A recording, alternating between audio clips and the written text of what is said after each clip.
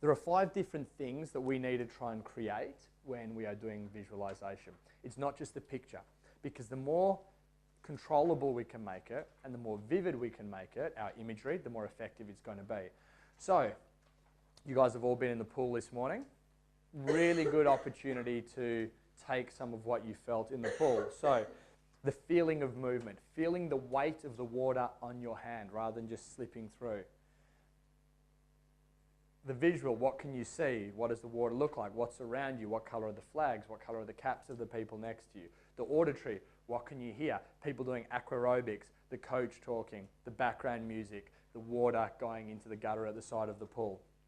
The tactile, is it warm? Is it cold? Are your hands on the edge of the pool? Is it rough? Are they smooth tiles? The olfactory, what does it smell like? Can you smell the chlorine? Everyone can smell it when you first walk into that pool. So now we're starting to visualize. It's not just a visual thing. The more senses you can use, the more accurate this is going to be, and the more effective it will be to improve your performance.